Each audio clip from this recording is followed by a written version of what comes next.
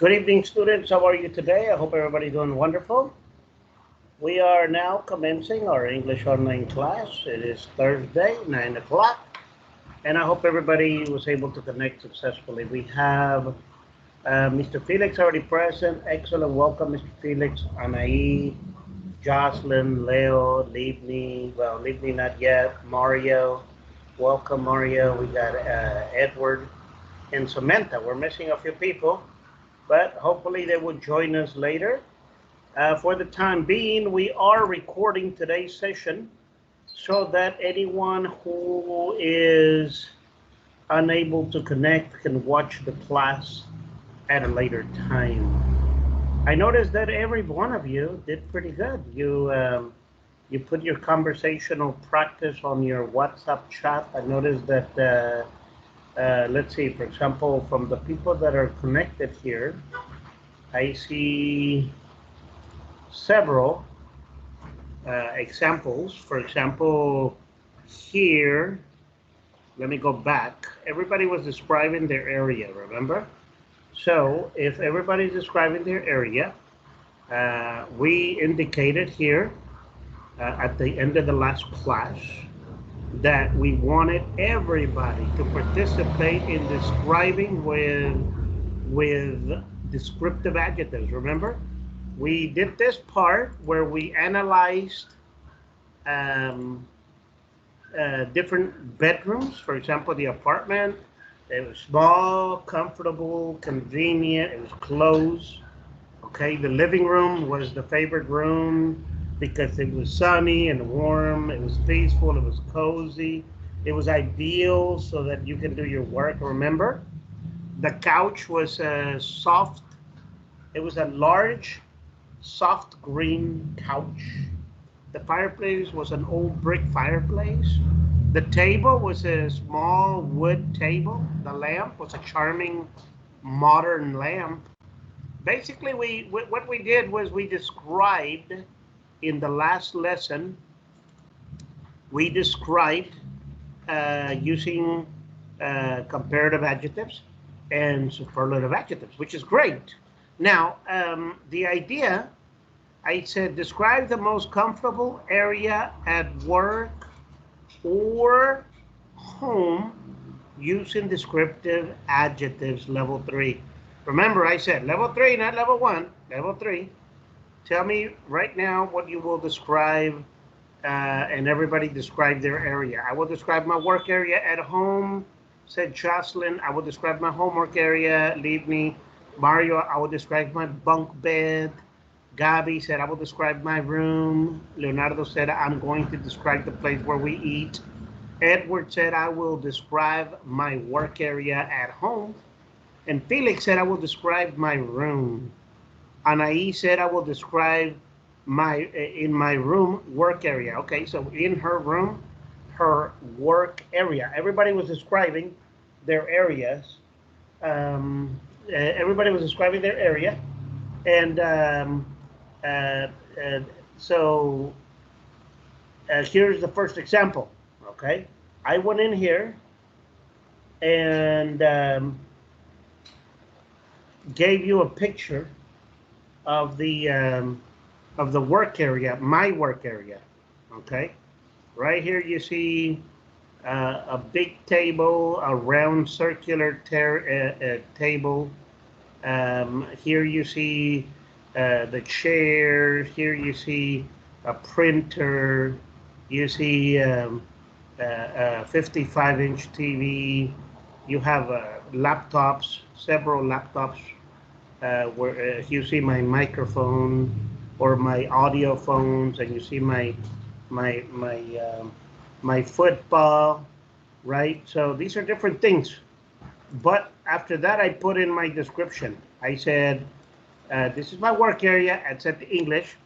I use a conference-style meeting room, office, with a King Arthur type round cherrywood table. I'm exaggerating a little bit. It's not the King Arthur. But, you know, I'm just giving you examples. King Arthur type round cherrywood. Cherrywood is the color, but it is wood. The color of the wood. It's a finish.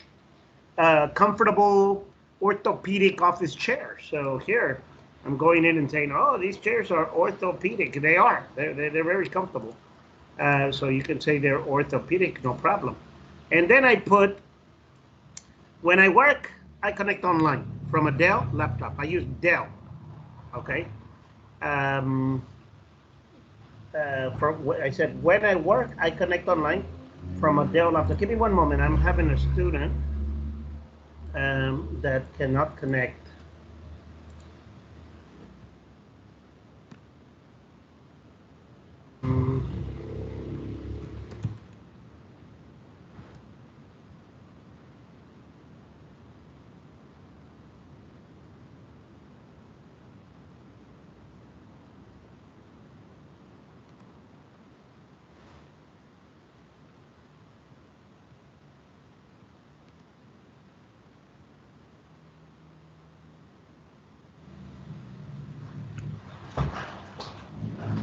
Okay, sorry. Some student was trying to connect, but he could not. Okay, so as I was mentioning, I was describing when I work, I connect online from a Dell laptop, and I usually have multiple monitors. Again, I'm using multiple monitors. That's an adjective. My main monitor is in front of me, and my larger rectangular shaped monitor, that's an adjective, is to see my students and other apps during class. I have world globes on the table. A digital, I'm using world for an adjective, digital for an adjective. 55-inch Philips smart TV. There, you can put pretty much the size, the brand. You can put you technically, I'm using the size, I'm using the brand, other Dell and Lenovo laptops, a projector, a double-sided HP printer scanner, and lots of other equipment. So again, we are including a good description, and that's the idea. We want to include a good description. So you give me the picture, and that was the homework. You give me a picture, if you have a picture, you give me a picture, you share with your classmates, and then you give your description. So again, this is my work area, and I described the work area. I described using comparative adjectives, and we used superlative adjectives.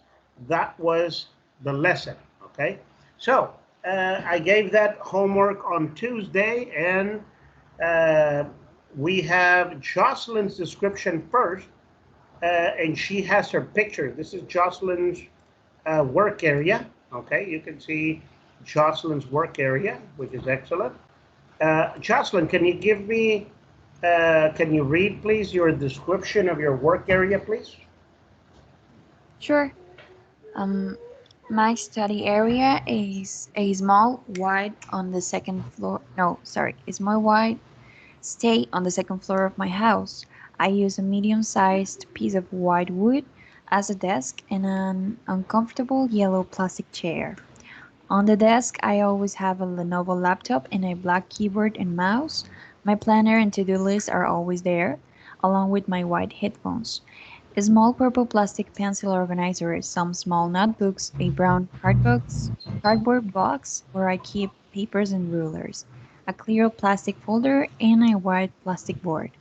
Underneath the desk is a small purple plastic trash can and a large cardboard box with books. Finally, there are two messy black wooden shelves on the wall. Excellent. Very good description. Lots of use of comparative adjectives or adjectives, okay? When she says small, purple, plastic, pencil, organizer. You see, she gives me size, color, material, and the type. You used a noun modifier, pencil organizer, which is great. Lenovo laptop, that's the brand. Black keyboard and mouse. I mean, from the beginning, you used a lot of very good, uncomfortable yellow plastic chair. So you're saying uncomfortable. A medium-sized piece of white wood as a desk. Okay. Small purple plastic trash can. Excellent. You're using a lot of adjectives. Small purple plastic trash can. We said size goes first, then color, then material, then you can use a noun modifier. And trash is a noun modifier for can. You can have a Coke can and you can have a trash can. That's a noun modifier. So finally, two messy black wooden shelves. Messy, black, wooden, on the wall. Excellent description of your work area. Very good. Good job, Jocelyn. That was a very good example of the homework. Okay. Then Mr.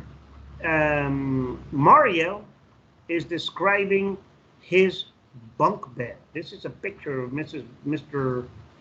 Mario's bunk bed. Mario, can you tell me about your description, please? Share your homework with the class. Yes, this is my wood bunk bed with desk. As you can see, there are a lot of things. The most important to me is my 360 golden HP laptop and the wide office HP printer. I don't have an orthopedic chair, but I'm searching for. Above my desk um, is my comfortable bed. I like very much the colors lights, the LED colors lights. Um, on top of my laptop is my new Bluetooth soundbar. Actually, I don't have an inverter when on my mini split, and I need it. Very good. Excellent description. Wood bunk bed. Two adjectives. Uh, 360-degree golden HP laptop. That's three descriptions. White office HP printer. Three adjectives. Orthopedic chair. Comfortable bed. LED. Technically, this is initials, so you say LED colors, LED color lights. Okay.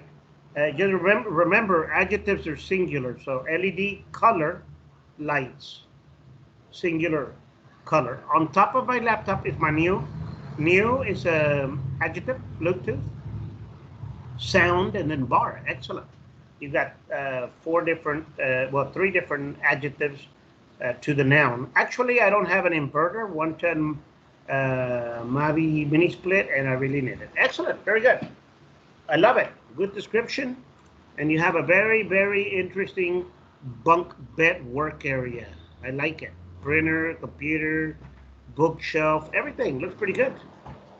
Excellent. So now here we have Mr. Edward, and he is going to describe his work area. Good job, Mr. Edward. We see here his computers. We see his keyboards with all the lights. Looks pretty good.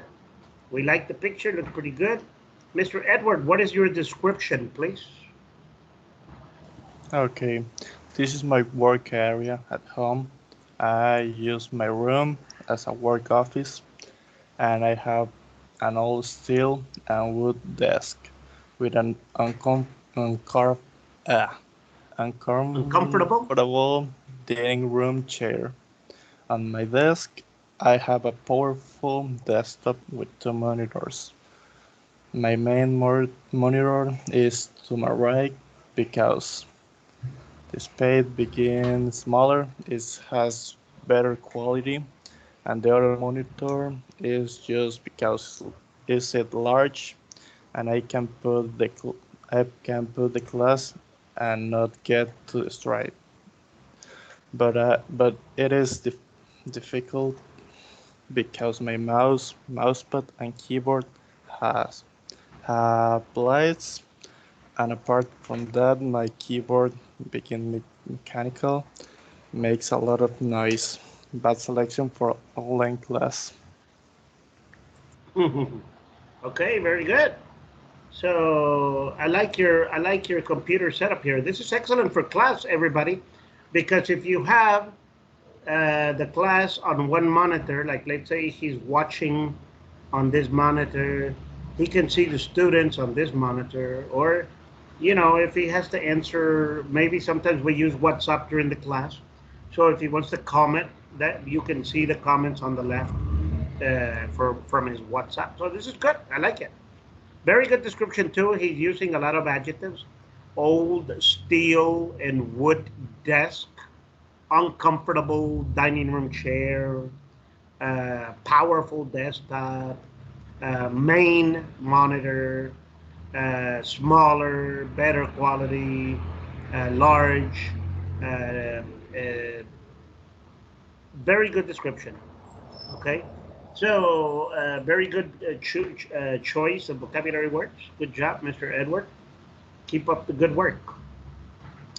Livni, can you tell us about your work area here? I notice you have the work area here, the picture, which is excellent. Now let's see, what is your description, please?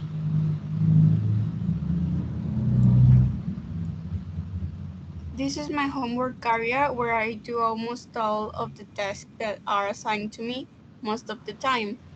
My work area is really my room.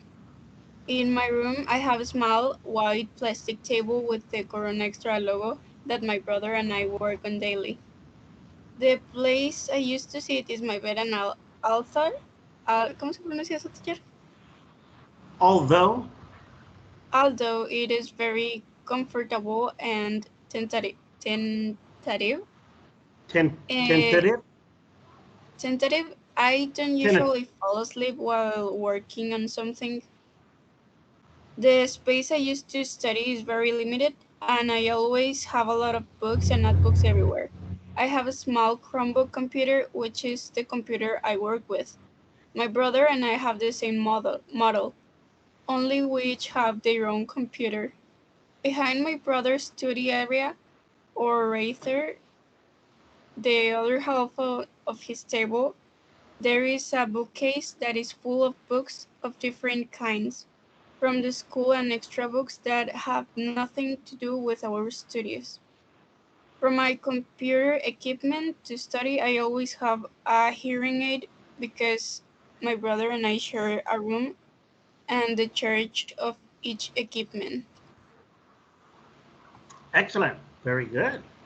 So here we have a lot of description, which is very good. Good vocabulary. Lots of adjectives. My work area says is really my room. In my room I have a small. You're using small, white, plastic table. You're providing ample descriptions. That's exactly what we're talking about. The idea here is to use adjectives in English to expand our level of conversation. Remember, I told you, basic English is I have a car. Level 3 English is I have a small sports car from blah, blah, blah, wherever you bought it.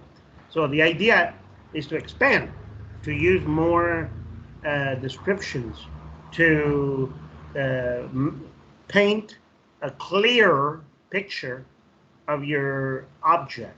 Small white plastic table. That's a good, clear description. Very good. So you use comfortable, tentative. It says the space I use to study is very limited. You use very. That's an adverb. A lot of books, notebooks everywhere. Small Chromebook computer. That's two adjectives. Small and Chromebook, which is the brand or the system. Very good. I like it. You still have a lot more there. It looks pretty good, but overall, you did a good job. Excellent. Keep up the good work. Good description, long description, Livni. And here we have Leo's description. He's got some type of a table here, and he's going to describe his work area. Leo, what do you have? It's not my work area. It's the place where my family eat. Okay. Yeah, I will read. And this is the place where my family eats. Before this table, we had another one. It was very beautiful. I thought it was a little smaller, but we had very bad luck and it broke. And we had to move to this table. The new table is made of plastic, and I could have six chairs. No, it could have six chairs at the same time. The table is already a bit scratchy, but it Mm-hmm. does the job. And the chairs are I- are no, comfortable, but not so much. Okay, the chairs are uncomfortable, but not so much. Okay, well, you're mixing uncomfortable, but that's okay. I see you forgot. So this is the place where my family eats. Table, another. You're describing the previous table, which is fine. Beautiful, a little smaller, and it broke. So we moved to this table. The new table is made of plastic. Or you could have said the new table is the new plastic table. But this is good. It looks good. You're describing the material. Six chairs, uh, a bit scratchy, but it does the job. The chairs are comfortable. You're missing comfortable, but it's good. Good description. Okay, excellent job. So we have Leo there. Okay, the idea was that as many of you as possible could describe uh, your work area, okay? Because that is what we learned in the previous lesson. In the previous lesson, we talked about adjectives and adjective modifiers. We are finished with that topic. We're going to advance to a brand new topic, but everybody participated very well. There's a lot of conversation in the WhatsApp chat. I like it. The more you practice, the better. Remember, practice makes perfect.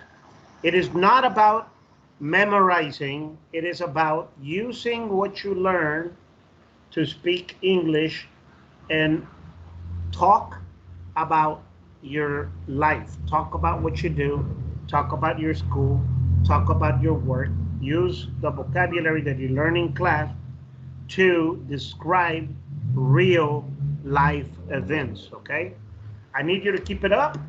Remember, we're advancing to level 4 in the next month or two, 6 weeks. And I need everybody to be very active. I need everybody to participate. I need everybody to continue to talk in conversational format at every class, okay? So we are advancing to a brand new topic, and it's a little bit of a difficult topic. Not too difficult, but it's not easy. Okay, I just want to let you know this topic is very interesting. I want everybody to participate as much as possible. Our current objectives are going to be gerunds in infinitives. Okay, that is what we're going to talk about. We're advancing to a brand new level, which is part 7 of our level 3 book. Okay, I'm going to put this on your notes so that everybody knows where we are. Okay, on your meeting chat in Microsoft Teams. Those are our current objectives in case you need to know where we are. Okay, now this particular part is divided into 4 units, and we have 4 conversational objectives. Okay, we're going to be discussing on Unit 23, first of all, how to use gerunds for subject and how to use gerunds in an object part of a sentence. And our conversation is going to be about health issues. So we're starting to go into more advanced vocabulary topics. This is a conversational theme, health issues, okay? Now, after we finish Unit 23 for this level, for this part, we're going to be advancing to infinitives after certain verbs. There are certain rules that apply when you use infinitives. And we need to make sure that everybody understands what are the rules that require you to use infinitives after certain verbs. And what are we going to do? We're going to talk about casual English, friends and family. Okay, we're going to talk about your friends, your family, and the things that you do in the house. Okay, that's going to be our conversation for that topic. After that, there's some additional rules for infinitives, and our topic is an interesting topic: smartphones. Everybody has a smartphone. We're going to be discussing some of the features, some of the apps, some of the things that we use our smartphones for. That's also very important. And then gerunds and infinitives, and the topic is going to be procrastination. It's a very interesting topic, and the idea is that we compare our activities and our goals when we when we review this topic. Okay, so again, a copy of this is on your app. Don't forget, all your current topics are going to be in the meeting chat. So when you go to your app, you're going to notice everything we've done, and at the end of the class, you're going to have a video so that you can review the class if you need to at a later time. Okay, remember, we're using a combination of our digital textbooks, our digital workbook, we're using our Microsoft Teams app, and we're having conversation on our WhatsApp chat. Okay, those are the 4 elements that you must be using at all times. For level 4, I want everybody to print your books. I will tell you about that when you get there, okay? Not yet, you still have about 6 weeks. But for level 4, I'm going to give you the book in digital, and you will need to have it printed somewhere. You can go get it printed any place you want, okay? Now, let's advance. Gerunds is our topic for today, okay? And we're going to be talking about health issues. One of the topics that we have here, okay, our opening conversation topic is going to be how you feel maybe about smoking. Some people have different opinions about smoking, okay, which is a gerund technically. And look at the picture here. I'm gonna make it a little bit bigger for you, in case you're using your cell phone.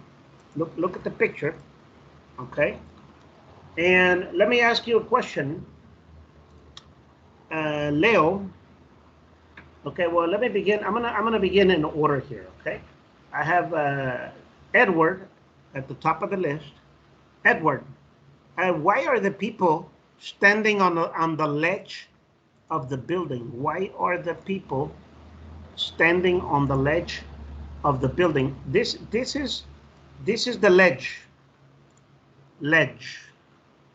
Why are the people standing on the ledge of the building? Edward. Because it's a smoking area. Correct, that's a smoking area. Okay, and that's the only smoking area, which is, in my opinion, it's a very dangerous area, right? Don't you agree? It's actually dangerous. So, Jocelyn, how do you feel about that? What's your opinion on the picture?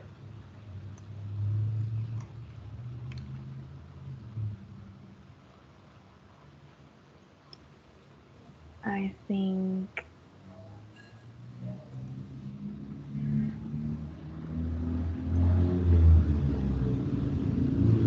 What's your opinion about the picture?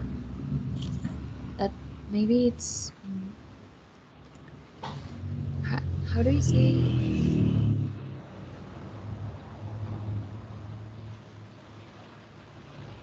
Mhm. Tell me the word in Spanish, and I tell you in English.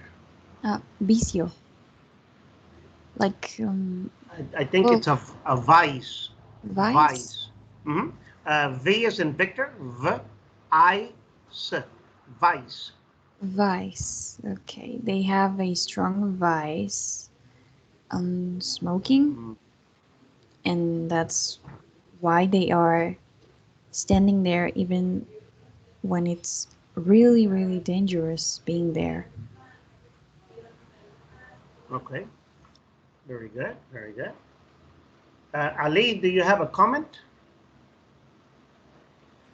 Yeah, I wanted to share my thought. I think Mhm. it's a very graphic representation on how dangerous can be being a smoker. Sorry, and yeah, pretty much it's a very. I mean, it's a comic, so it's not real, but they are trying to tell you that smoking is very dangerous, no matter where you do it. Ex- Exactly.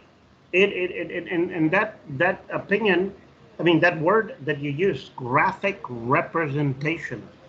It is a graphic representation that explains that smoking can be very dangerous. They're standing on the ledge. That means that they can fall and die, maybe, or something bad can happen. Plus, it's very uncomfortable. Very uncomfortable. So, yes, it is a graphic representation. Excellent. Very good comment. Ali, good job. Let's see, and Livni, do you agree with people smoking or not smoking in a work area?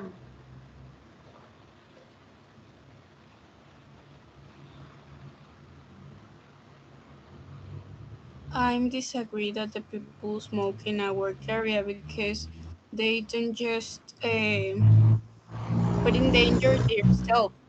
They put in danger ourselves too, or the other people's self. Because it's like a passive smoker, and the passive smokers actually they um, ¿cómo se le puede decir? Le hacen más daño a los pasivos, a los fumadores pasivos. The passive smoking hurts others more than yourself. Well, passive smokers hurt more than themselves. Hurt others more than themselves. Others. Otros. Okay, very good. Very good. So, okay, so until now, we see that smoking is bad, dangerous, and some people disagree. Now, others may agree. Maybe somebody in the class smokes, maybe you disagree. No problem. You're going to have an opportunity to discuss this. But what I want you to see in the context here, okay, our topic is the use of gerunds, okay? And we want to identify gerunds being used as a subject of a sentence and as an object of a sentence. So listen to this article, okay, in English. It's a real article about smoking, okay, and listen to what people say, okay, in different parts of the world in regards to smoking. Pay attention in particular to the use of gerunds, okay? Quit smoking, limit or ban smoking, in Mexico smoking, etc., okay? Pay attention to the grammar in the context. And then if you have any vocabulary questions, you let me know, okay? But what I want you to do is follow the reading and take notes, okay? Give me one moment. I'm opening the audio. I'm going to play the first part of the audio first. Unit 23, page 322. Read. Can everybody hear the audio? Yes. Excellent. Let's read and listen. No smoking. Around the world from A to Z.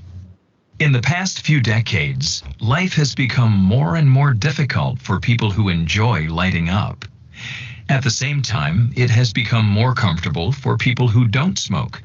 And for those who want to quit smoking, it has become easier as countries around the world introduce laws that limit or ban smoking in public and sometimes even private spaces. Here are some examples from A to Z. In Austria, the law prohibits smoking in many public places, including trains and train stations. It's also banned in offices unless all employees are in favor of permitting it. Large restaurants must provide areas for non-smokers, but smaller ones can choose between permitting smoking or being smoke-free. In many provinces of Canada, it's against the law to smoke in a car if there is a child or young adult present. In some cities in Japan, it's illegal to smoke on the streets. In Mexico, smoking is not permitted at all in restaurants. The government has also banned advertising tobacco products on TV or radio. The United Arab Emirates has recently started banning cigarettes in shopping malls and other public places, including cafes and nightclubs. In Zambia, the law bans smoking in all public places. Not obeying the law can result in fines and even jail time. Smoking is bad for your health. By now, almost everyone agrees. But although many people approve of the new laws, not everyone is in favor of prohibiting public smoking. It's one thing to try to discourage the habit by putting a high tax on cigarettes, says one smoker. But some of the new laws go too far. Smokers argue that the laws limit personal freedom. They say everyone today knows the dangers of lighting up. So if someone won't quit smoking and wants to smoke outdoors, in a park or on the beach, it's that person's choice. Those smokers are only hurting themselves. There are many things that people do that are not good for them, such as eating junk food and not exercising. But there are no laws that regulate those behaviors. Okay. Does anyone have any vocabulary questions? That you want to know the meaning of a word, you want to know what it means or why, what the expression is? Okay. Teacher, what is lining up? Lighting up, I figured somebody would ask. Lighting up is an idiomatic expression in English. Es como en español decir prendamos, bueno, prender es prender, ¿verdad? Pero encender, encendámonos. Encendámonos. Es como decir, hay que prender el fuego, ¿verdad? Technically, lighting up es empezar a fumar. Pero no están usando la palabra the dangers of smoking. Smoking es la palabra oficial. En lugar de eso, están utilizando una expresión idiomática, el peligro de encendernos en fuego, lighting up. Pero it's referred to, lighting up refers to smoking. Idiomatic expression. Any other? Good question, lighting up. Ban. By? Where? Ban. B-A-N. Oh, ban. The word ban, according to the color chart, ya tuvimos el color chart y analizamos el sonido. La pronunciación correcta es el A, el primer sonido del color chart, ¿verdad? No A, pero A, es ban. Around the world, introduce laws that limit or ban smoking, prohibir. Es un sinónimo de prohibir, porque también se puede decir prohibit, pero muchos usan ban, es la palabra más común, ban, smoking. Entonces ahí dice, it has become easier as countries around the world introduce laws that limit or ban, prohíben fumar en lugares públicos. Any other questions on vocabulary? Advertising. Advertising, this one. The government, it says in Mexico, the government has also banned advertising, ha prohibido mercadotecnia de productos de tabaco en televisión o radio. En corto, muchos cuando tienes un anuncio, se dice ad. Ad es corto por advertising. Entonces, cualquier ad es cualquier anuncio. Entonces, el gobierno en México prohíbe, dice, hacer anuncios de productos de tabaco en televisión o radio. Very good. Any other vocabulary question? Okay, so here we're talking about the experience of in the past few decades, okay? It's become more and more difficult for people who enjoy lighting up. Again, lighting up. As a matter of fact, down here, it gives you the lighting up. Is to turn on a cigarette, to light up a cigarette. Okay? And so in the last 10 years, it's become more and more difficult. Okay? And for those who want to quit, it says, por los que quieren dejar de fumar, quit es dejar o renunciar. It has become easier as countries around the world introduce laws that limit or ban smoking. Okay, and then here are examples from different countries. Austria prohibits smoking.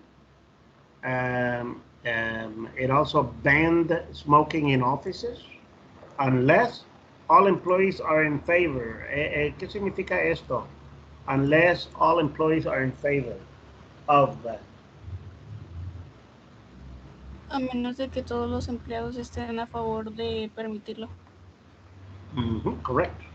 So if the employees permit it, maybe yes, then they can smoke in the office. Otherwise, it's prohibited. Okay? Smaller ones can choose between permitted or being smoke-free. ¿Han escuchado la expresión smoke-free?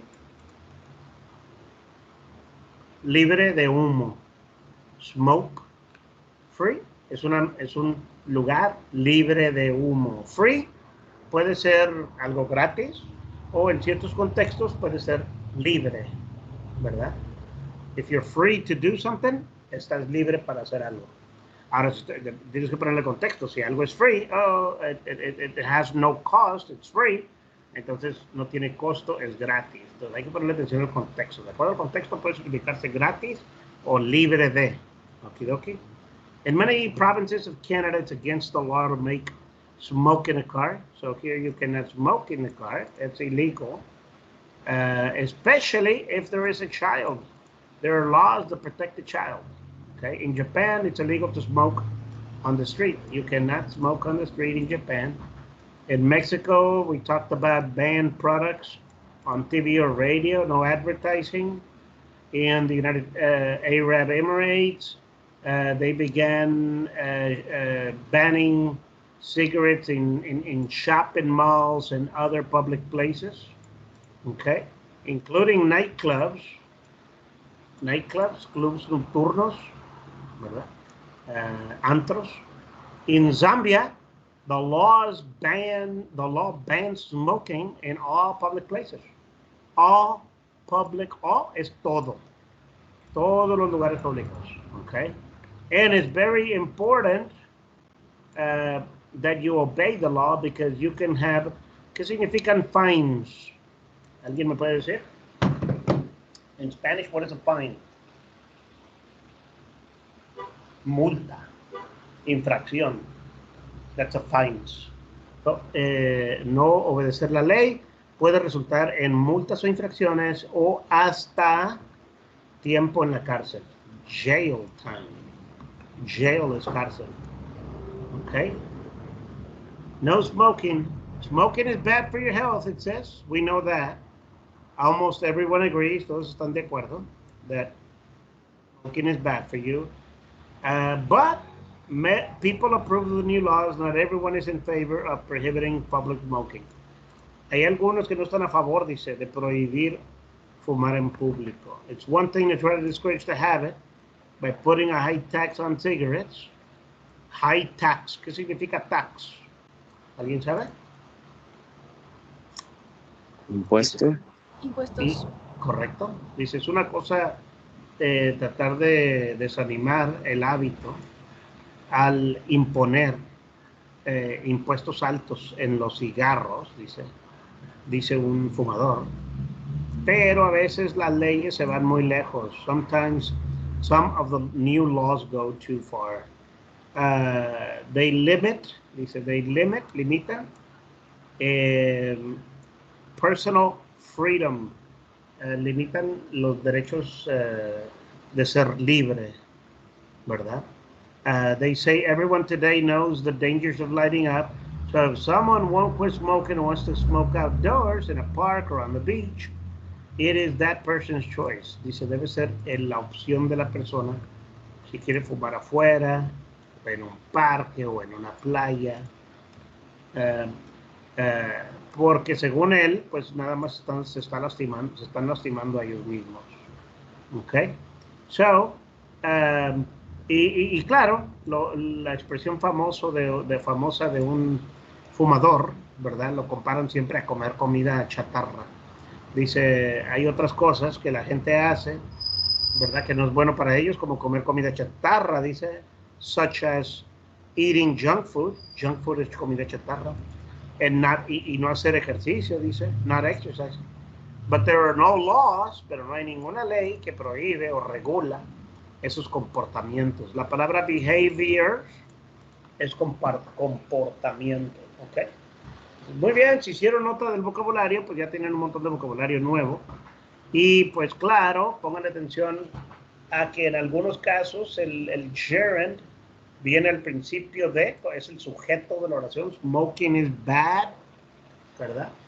Y en otros casos viene al final de la oración, es el object of the sentence. Subject, object of a sentence. We're going to be talking about how to use gerunds, that is the topic, how to use gerunds with subjects, or how to use gerunds as a subject of a sentence, identify it as a subject, and how to use it as an object of a sentence. We do not want to confuse gerunds with the progressive form of a sentence, okay? We don't want to confuse. So we're going to be talking about that also. I'm going to put a copy of this on your class notes in case you want to see it at a later time. We have it. And then we can continue. Give me one moment.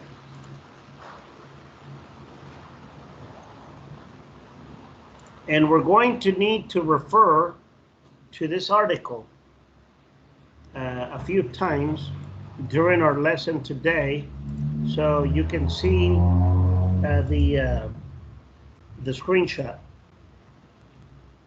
on your notes. Okay, now here we are discussing the vocabulary. Okay, tell me, according to the graphics here. Okay, you tell me what is okay and what is not okay. Let's see. Let me ask, let's see. Gabi, can you tell me what words in this square are okay?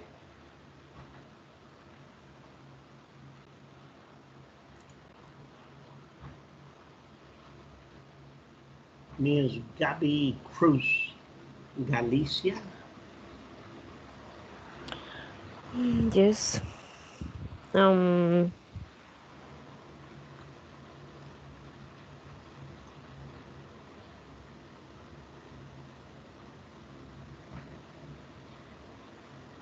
Ban. Ban es prohibir. ¿Ok o no ok? Okay. Not ok. Si es prohibir, pues vas a ponerlo acá. Pero, ¿cuáles son las ok? Permit. Permit, okay. Permit is okay. That means that is permit. What else? In a favor of. In favor of, correct. That means you want to permit, so you're going to say in favor of. That is correct. What else? Approve of. Approve of. Excellent. Those three terms are, that means it's okay. All right.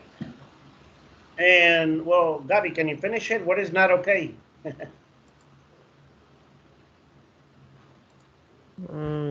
Illegal. Illegal. And prohibit. And prohibit. Prohibit. Okay, so now you know. Now you know. These are the common terminologies for okay or not okay. Okay, so if I tell you, Jocelyn, it is illegal to park in front of CETI. Is it okay to park or not okay to park?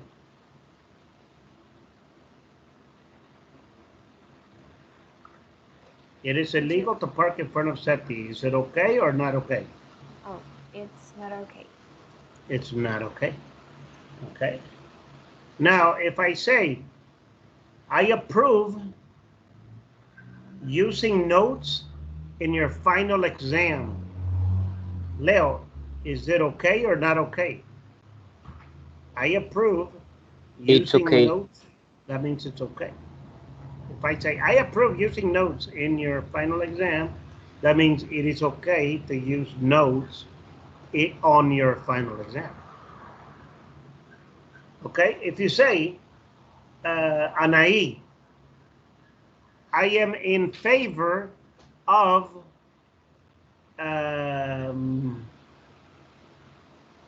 smoking.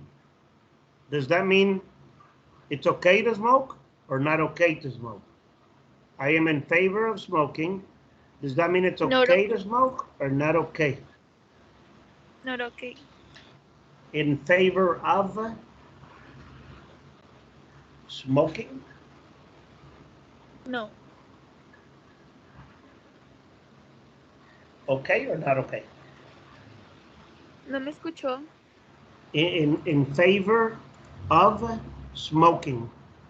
Si yo digo, I am in favor of smoking, quiere decir que quiero. ¿Los demás me escuchan? Sí.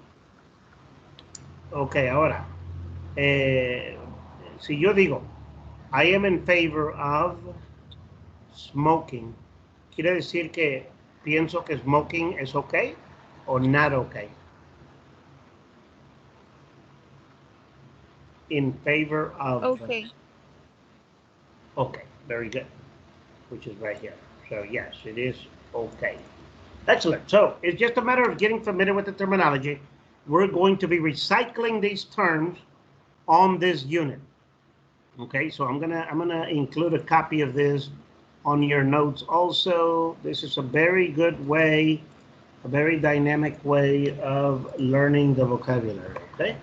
We are looking at what we know is okay and what we think is not okay. Now, if we analyze the audio, okay, now I want to know if everybody comprehends the audio, okay? So what I'm going to do is I'm going to ask you a few questions, and I'm going to play the audio one more time, okay? I'm going to have Livni, tell me here the answer to number 1. I'm going to let Ali tell me the answer to number 2. I'm going to let Gabi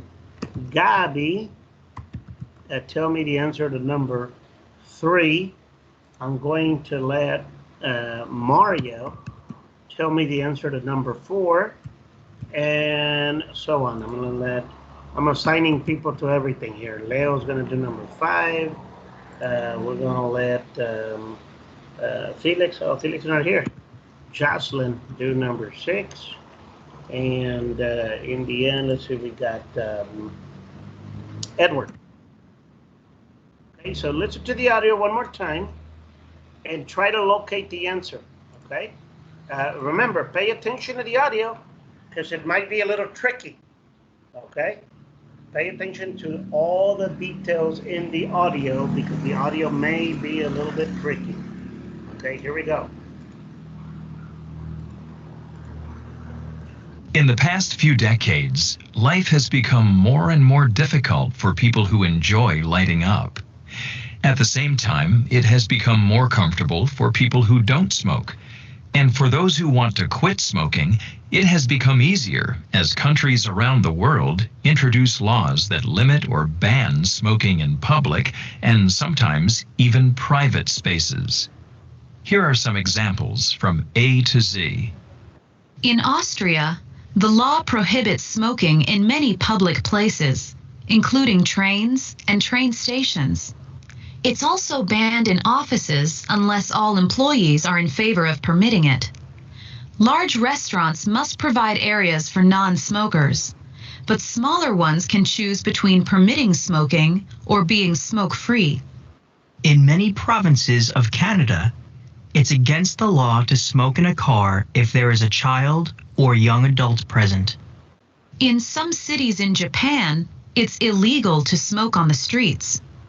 In Mexico, smoking is not permitted at all in restaurants. The government has also banned advertising tobacco products on TV or radio. The United Arab Emirates has recently started banning cigarettes in shopping malls and other public places, including cafes and nightclubs. In Zambia, the law bans smoking in all public places. Not obeying the law can result in fines and even jail time. Smoking is bad for your health.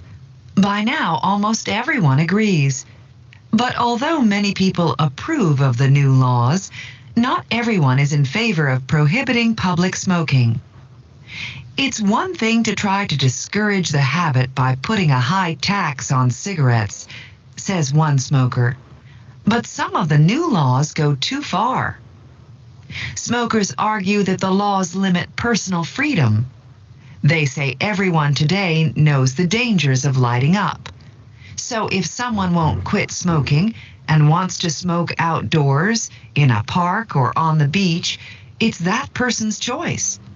Those smokers are only hurting themselves.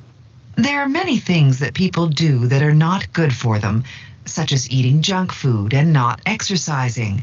But there are no laws that regulate those behaviors.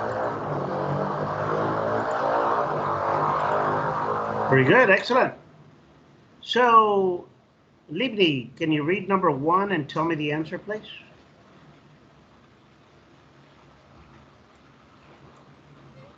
Smoking outside is illegal in some part of Japan. Smoking outside is illegal in some parts of Japan. Right here, it says in some cities in Japan it's illegal to smoke on the streets. So, and this is what I want you to pay attention to. It says on the streets. So you use different terminology. Most of your Cambridge exams, TOEFL exams, exit exams for your universities are going to use different terminology, and you need to know the meaning. You need to understand streets. Well, you're outside, so yeah, smoking outside is illegal in some parts of Japan. That is correct. Number 2, Ali. In Austria. What's the full sentence? One more time, please. In Austria, what? In Austria, workers can decide on permitting smoking in the workplace or not. Excellent. So again, different terminology. We're using Austria. Law prohibits smoking in many public places. And then here, unless all employees are in favor of permitting it. This little section right here, okay, is what gave Ali the answer. So again, that is where we need to understand the vocabulary. Permitting is okay. So if all are in favor of permitting, then that means it's okay. Okay, but that is otherwise, it is banned. This is right here. Banned in public, in offices, unless employees are in favor of permitting. So workers can decide. That's a different terminology. Can decide. Okay, in the other it says in favor of permitting, but we understand. Very good, Ali. Number 3, Gabi, please.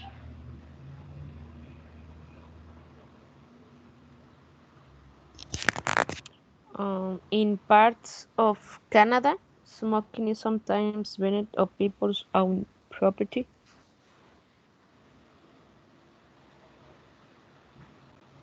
In parts of Canada, smoking is sometimes banned on people's own property. Can you imagine that?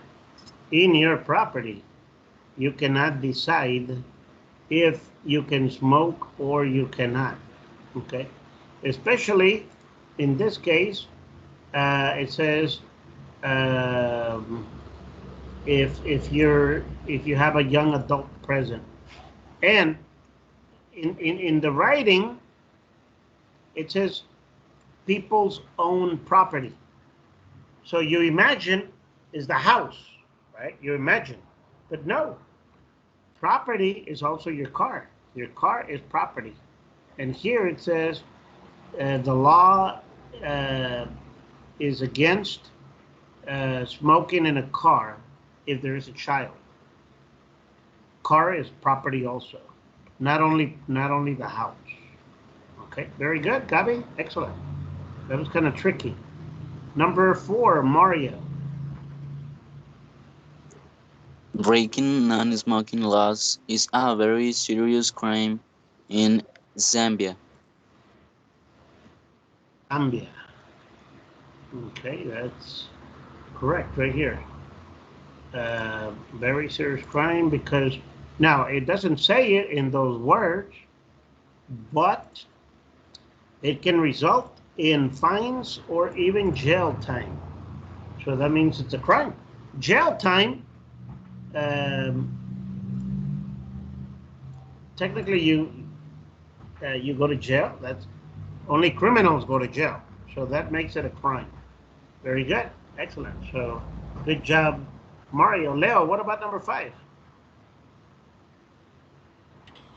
In Austria, people can choose between dining in a smoke-free restaurant or in a smaller cigarette-friendly place. In what? Where? Austria. In Austria. People can choose between dining in a smoke-free restaurant or in a smaller cigarette-friendly place. That is correct. I think. You know, to tell you the truth, I don't remember. Yeah, here.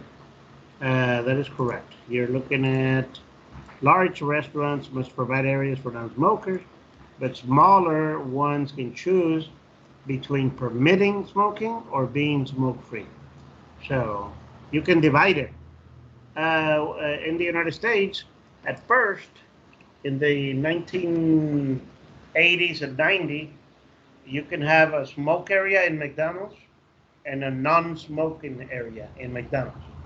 And everybody would complain because, I mean, you don't smoke in this area, but, 5 meters, somebody was smoking, and the smoke travels through the restaurant, and we could smell the smoke anyway.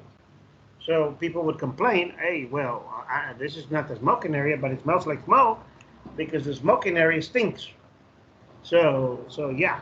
Now you either provide a big restaurant or no smoking at all. You cannot let the smell go to the other part of the restaurant. So that's correct. And well, Austria, I misspelled Austria here. We're going to say Austria. Very good. Jocelyn, number 6. You won't see Get- any get- cigarette ads on TV in Mexico. Give me one moment. I have somebody asking me something yet. ¿Sí? ¿En qué le puedo ayudar? Sí, ahora sí lo que vimos ahí enfrente. Ma- Andamos vendiendo un frigobar que ya no ocupamos. No hacemos un refrigerante, que un frigobar chiquito, pero pues, ya lo sacamos, pero pues, a lo mejor que decimos usted aquí. Digo, yo lo estoy rematando en unos 400 pesos que lo veo. Está bueno, está funcionando. ¿Dónde lo tiene? ¿Dónde? De la casa. Ahí enfrente. Sí, es un frigobar, pues más o menos está así. Ok, ahorita que termine, paso para allá. Ah, bueno, aquí estoy enfrente, gracias. Okay. Sorry, somebody was asking me a question. What was the answer, number 6, Jocelyn? What country? Mexico. Mexico, that is correct. You won't see any cigarette ads. And again, this is the wording. You won't, that's negative. Won't see any cigarette ads in Mexico. Why? Because in Mexico, it is not permitted at all, in absoluto, in restaurants. But, oh, well, that's not the answer. The answer is because they banned advertising. So no ads, anuncios. Banned, prohibido. So in Mexico, you cannot provide or listen to ads in the radio or on TV. Excellent. Edward, number 7. I don't know if it's in many places of Canada or in the United Arab Emirates, because in Canada is in some provinces against the law, but in United Arab Emirates has recently started to banning, I think. I don't know what is. Here, I think the part that you need to pay attention to, it says it has recently started having laws against smoking. It's recent. They just began. So it's the United Arab. The United Arab Emirates has recently started banning cigarettes in shopping malls and other public places, including cafes and nightclubs. So recently, I think that's the giveaway. Very good. So we're going to say United Arab Emirates. Okay, that's going to be the country. Does anybody have any questions? Okay, United Arab. I'm going to abbreviate. United MI. Okay, and then I'm going to include a copy in your notes in case you want to see it next time, and I'll put the audio in your notes so that you can listen to it if you need it. Okay, it's in your notes. All right, so the topic for today, main objective, grammar objective at least, is identifying gerunds at the beginning of the sentence or at the end of the sentence. If a gerund is used at the beginning of the sentence, then, and if it's used before the verb, then what you see is a subject gerund. Okay, we have a subject gerund. Now remember, what is a gerund? First of all, what is a gerund? A ver, Mario, ¿le quieres dar lectura al número 1 y decirme qué es un gerund, please? Yes. Gerund is the base form of verb plus ing. ing. Be, ing. Be careful. There are often spelling changes when you add ing. Form the negative by placing not before the gerund. Smoking is bad for your health. I enjoy having a cigarette in the park. She's against allowing cigarettes at work. The base form, smoke. The gerund, smoking. Permit, permitting. Die, dying. Not exercising is bad for you. The doctor suggested not drinking coffee, and she's happy about not working today. Okay, very good. Excellent. Good reading. Thank you. Again, a gerund is when you take the base form of the verb plus ing. Like play, playing. Make, making. Study, studying. Smoke, smoking. Permit, permitting. Die, dying. But, of course, we already know this because we did the present progressive. And you have to be careful. Sometimes when you add an extension, ing is an extension. ¿Ok? ¿Se acuerdan cuando los mencioné? Esto lo voy a mencionar en español, quiero que lo entiendan bien. ¿Se acuerdan cuando lo mencioné? En el pasado simple, en el presente progresivo, cuando tuvimos comparatives y superlatives, que les dije, bueno, tienes una palabra y cuando le agregas la extensión, ¿verdad? Como big, y tú vas a decir en comparatives, bigger, bigger than. Les dije, bueno, el bigger viene con una doble G, porque le agregaste la extensión ER y la palabra termina con, aunque esa palabra nomás tiene 3 letras, pero no importa, con consonante, vocal, consonante. Si tiene big, B-I-G, B es consonant, I es vocal y G es consonante. Le agregaste ER, es una extensión. Al agregarle la extensión, tienes que dobletear la G, la G, ¿verdad? Eso se hace también en el progresivo, ¿verdad? ¿Se acuerdan cuando I am running?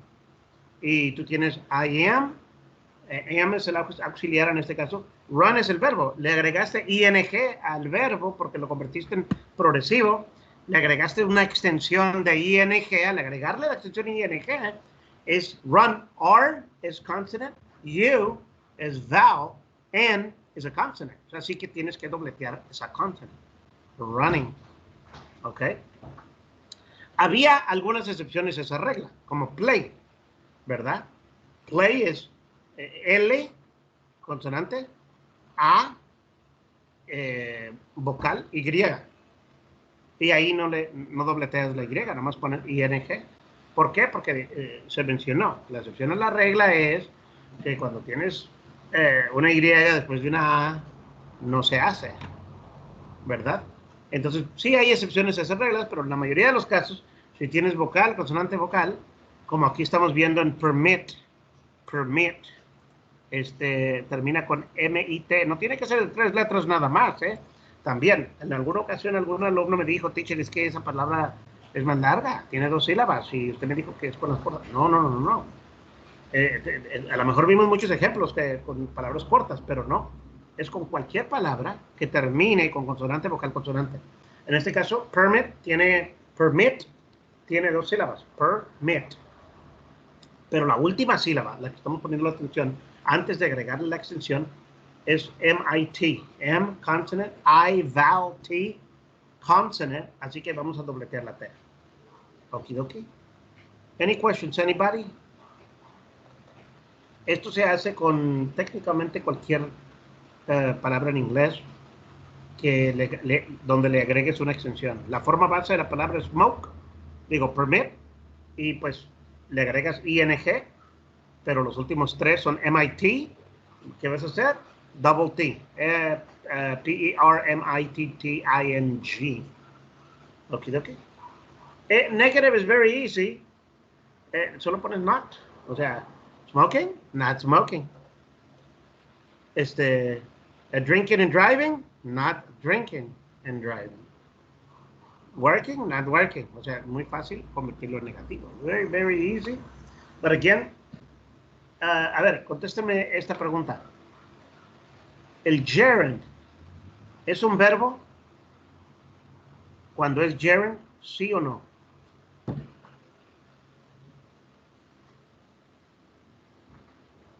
¿Alguien sabe?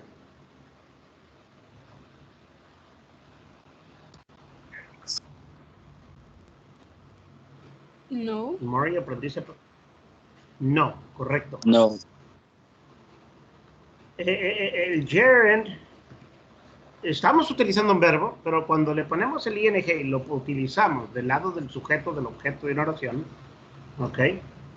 Ya no viene siendo el verbo viene siendo la acción después. Smoking is blah, blah, blah.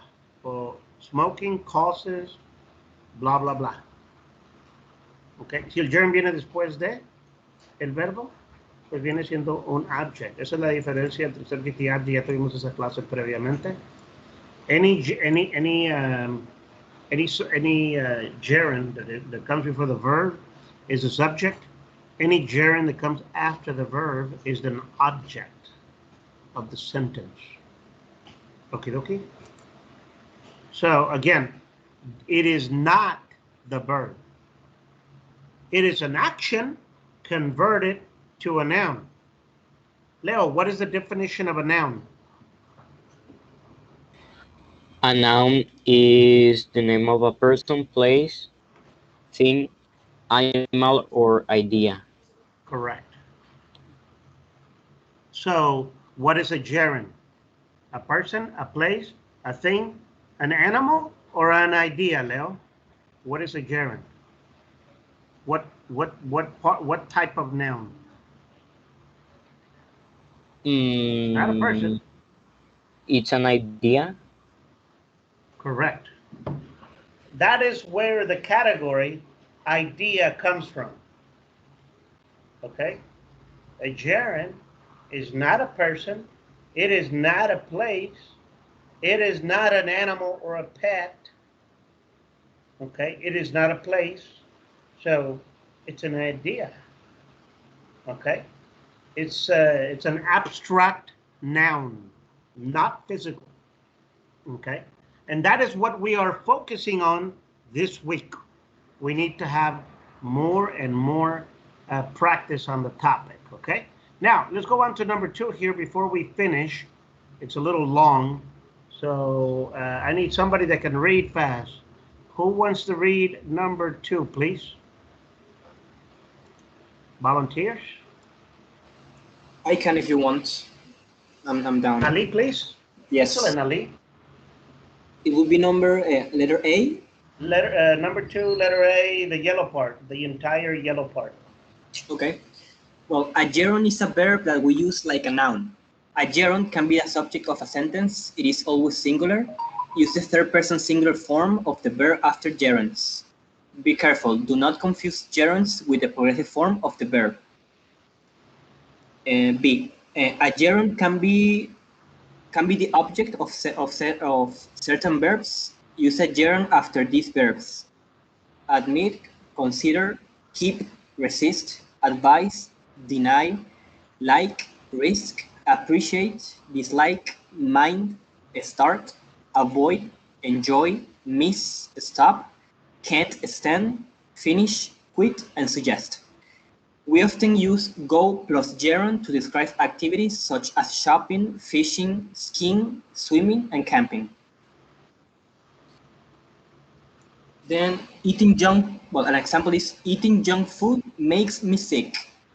Another example is advertising cigarettes on TV is illegal. A gerund could be drinking a lot of coffee is unhealthy. And in a progressive form is he is drinking coffee right now. Then we have Jian avoids hanging out with smokers. Have you ever considered quitting? I dislike sitting near smokers in cafes. We finished studying and went out. Did you miss smoking after you quit? Dr. Ho suggested not staying up late. Let's go swimming in the lake. I went shopping for running shoes at the mall. Excellent. Good reading. Thank you. So this is your homework via WhatsApp, okay? You will have the clear definition of a gerund, okay? It is used like a noun. It is the subject of a sentence, and it is not the progressive. It can also be the object of a sentence, and you have examples here of objects of the sentence. So what I want you to do is tell me something that you do or do not do using gerunds as subject and objects of a sentence. So you have until Tuesday to send me that information via WhatsApp. Share it with your group. I need a minimum of 6 sentences from each student, okay? So again, what you're going to send me is what you do or what you don't do. For example, if Mario avoids hanging out with smokers, he's going to put, I avoid hanging out with smokers, okay? Or if Leo dislikes sitting near smokers, then he's going to put, I dislike sitting near smokers in cafes or at the movies or at a restaurant, okay? Or if you enjoy swimming, I enjoy swimming at the lake. If you go shopping, I went shopping for shoes at the mall last week or 2 weeks ago, okay?